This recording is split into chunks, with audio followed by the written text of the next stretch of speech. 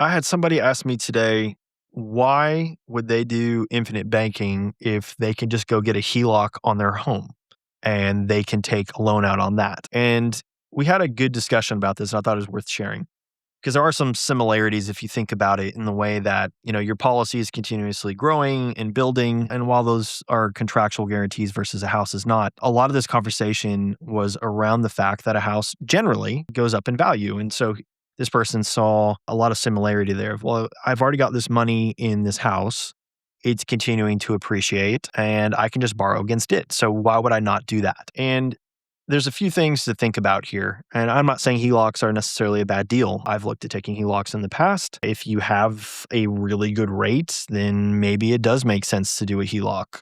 But I probably wouldn't say in place of infinite banking, and here's why. On the HELOC side, you have to qualify for the loan. Number one, you need to have equity in the house. So that assumes that you either own the asset or you've paid so much into it that you have equity. So let's just assume that's the case. If it's not, this is already dead in the water anyway. Okay, you have to go qualify, which typically means going to a bank. And then maybe a private lender will do this with a little less restriction, but you got to go to a bank. You have to show them your pay stubs, your taxes, everything is current. You have to qualify for it. Sometimes that can be really difficult if you're a business owner because your cash flow can fluctuate. You could be new into a business. I learned this the hard way whenever I went into business for myself, coming from a W-2 and trying to just get a mortgage, for example, on a house with no proven income from my company that I had started. And I could show some income, but they want to see 2-3 years of what that's going to look like before they can make a judgment call. A lot of these banks on loans. So that can be an issue. Number one is qualification. Number two, the flexibility. The bank or the lender is going to decide all those repayment terms. The interest rate, how much you pay, for how long, all of that is decided by them. You have very little control. Okay. So lack of flexibility. Number two. Number three for me is risk. This is your home. Now, maybe you're doing this with a rental home or something else. But if you're going to do it on your personal home, that's a lot of risk. Something goes sideways and you have to find a way to repay that. And now you're out the equity in the house. In the meantime, if you were to sell and need to move or whatever else, it can restrict you a lot. So those are some of the downsides that I see there. Now let's flip that over and look at the infinite banking policy. Yes, you are paying into this policy every year. So that would be honestly not that much different than if you're paying a mortgage anyway to gain equity in your house. But you can always do what's called a reduced paid up. Once you're several years in, you'd want to work with your advisor to make sure this is the case and we don't create a taxable event. But if you ever want to stop paying into a policy, you can, and you can own what you got and it just doesn't grow as quick as the illustration does. But the flexibility is really important, especially on the loan. The ability to say, I need this much money, and they just go, how much and where? You got it in your cash value, here you go. They're going to charge you simple interest, which I think is really important to understand because your policy is growing on the total amount of cash value in a compounding sense.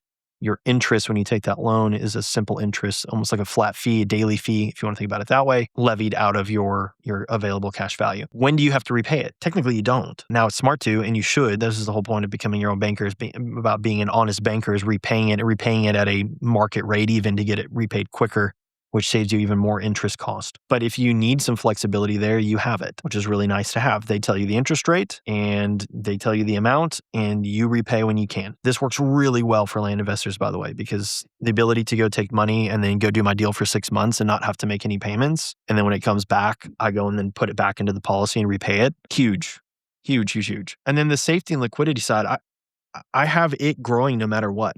It can't go backwards. The amount of money in the death benefit is going to continue to grow, and in the cash value is contractually obligated to go up. It has to grow. It is guaranteed. I'm not making the guarantee, the life insurance company is. So as long as they are around, which is why it's important what company you choose, you want to have them be around for 100 plus years and always pay a dividend, all the things that are important in mutual life insurance companies. If you can get that going, then you have a huge amount of safety.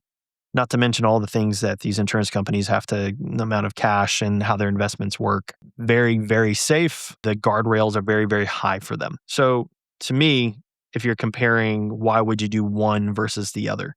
Look, there's times where maybe a HELOC makes sense. Maybe you're tapped out on your cash value in your policy. Maybe you're really early into a policy and you just don't have the cash value, but you got some equity in a house or your house or whatever.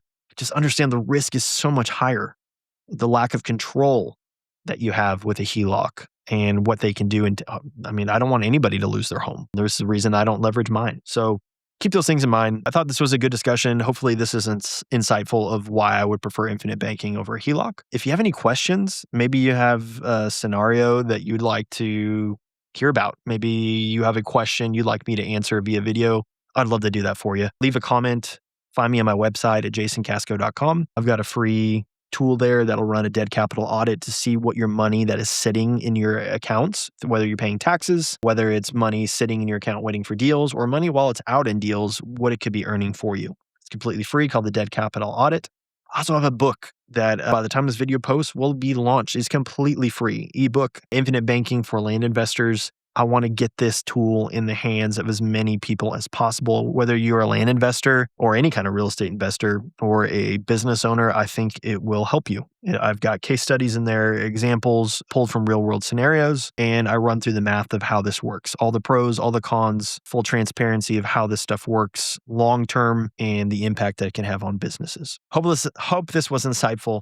I hate social media, but I am happy to be here and share this information with you.